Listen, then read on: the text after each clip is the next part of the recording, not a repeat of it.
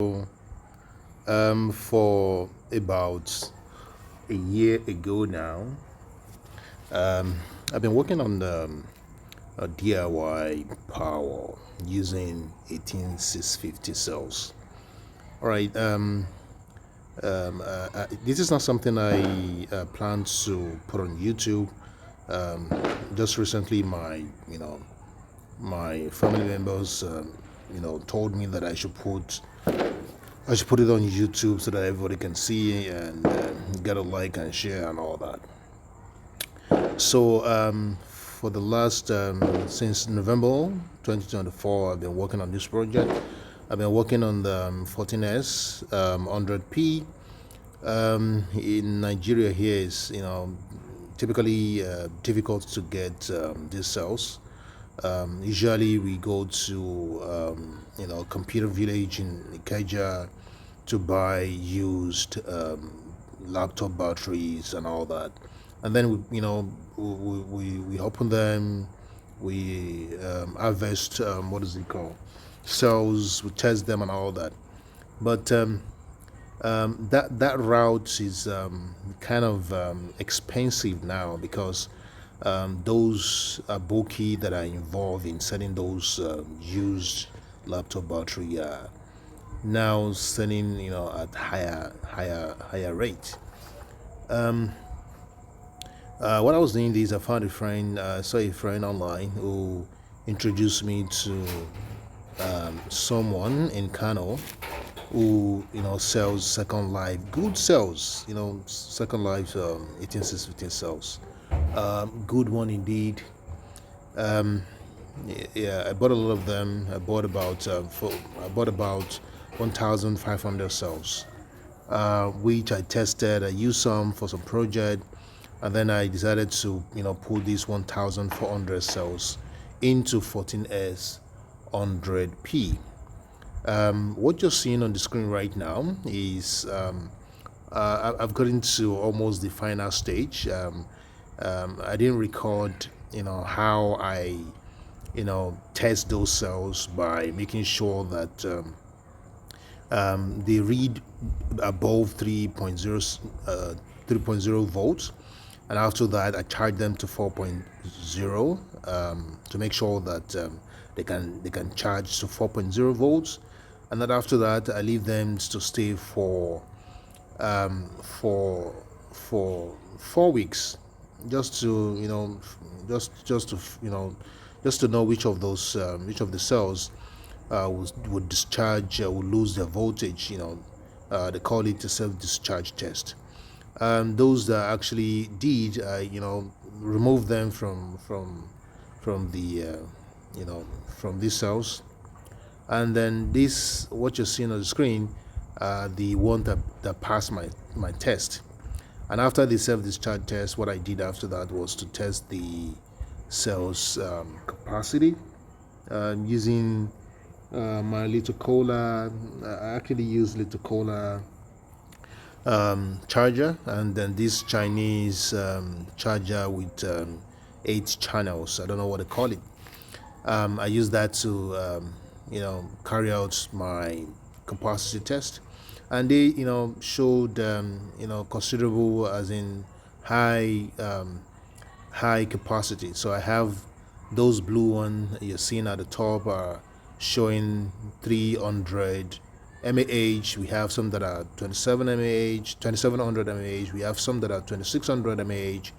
So I have them up to 22 mAh. Anything less than 22, it's 2200 mAh. Anything less than 2200 mAh, I put them in another small project.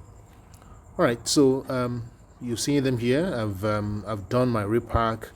After my capacity test, I did my repack to enable me to sort them into their respective pack, and then I put my ring insulator on all of them. I put them in their holders, and then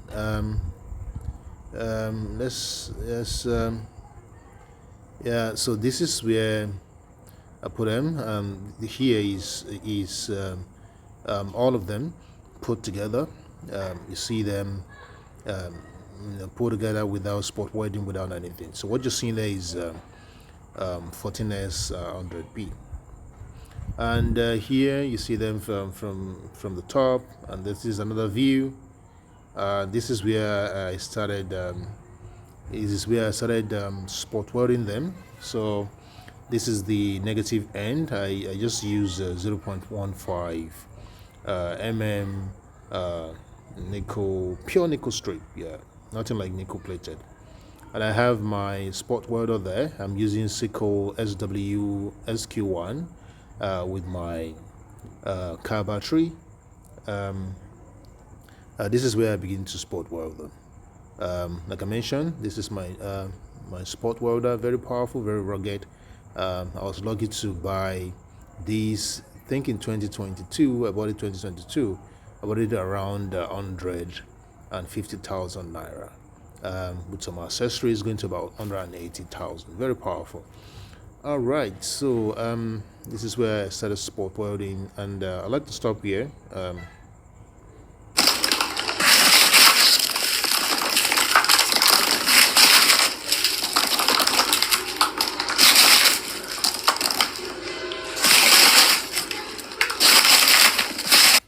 All right, so what you're seeing here is I'm trying to open the box of self-fuse nickel strip that I bought from a battery hookup.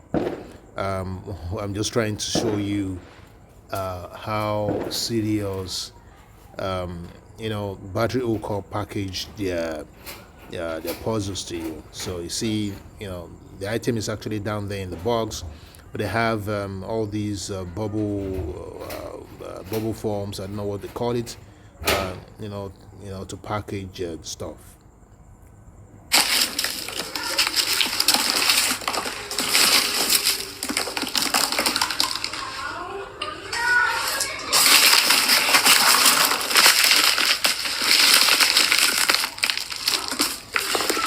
Right. So that is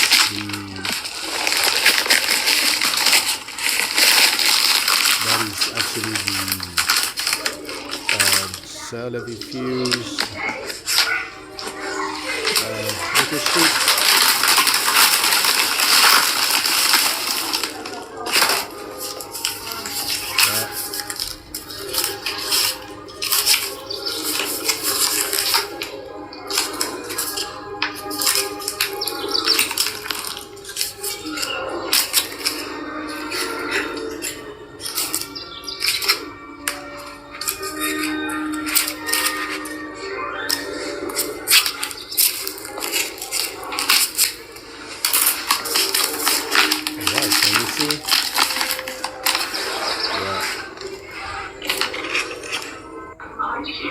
And this is me spot welding the cell level fuse to the battery, to the cells here.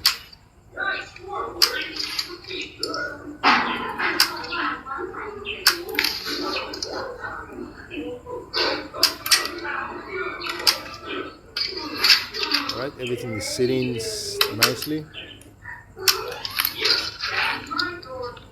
Yeah, I'm doing twice per cell, just to make sure that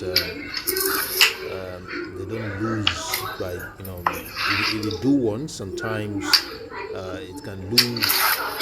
I just want to make sure that everything is intact. So this is when everything is done. I put my bus bar, and then so this is how it looks after spot welding the self-fuse nickel. This is the back, this is the negative side. See that again. And this is my my bus bar, right? I made it. I try as much as possible to create a template for this, but it didn't come out. It didn't come out the way I wanted. But it's still good. I crimped them using my cable lock crimper, and I put my heat shrink on them. But it looks, it looks nice. Yeah, this is another focus. The wrong teams had to play in back-to-back. They are champions of Europe. Yeah, I did 28 of these. See all the cells were arranged. Yeah, so nice. I did a lot of work. It's very interesting. I love to put this. I love to repeat this again if I have time. Yeah, you see everything is looking so nice, so organized, right? Yeah, so nice, so nice.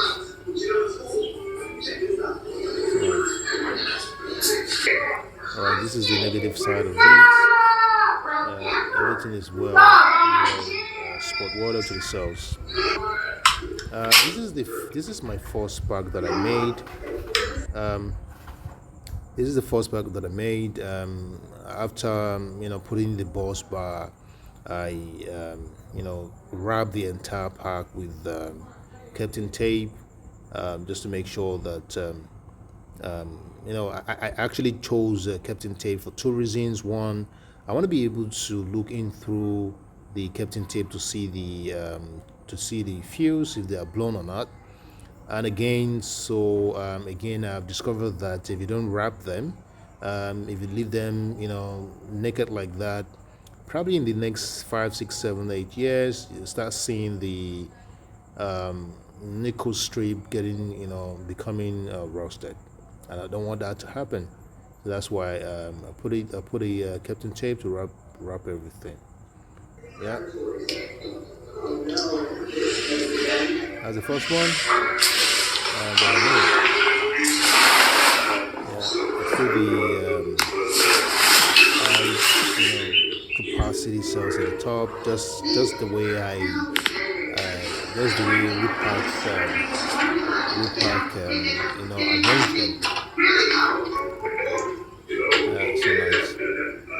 So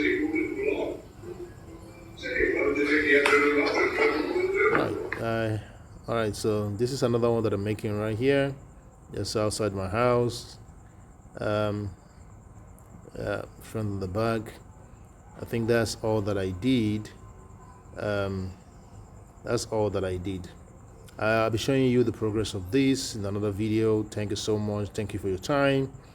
I'll see you in another video. Bye for now.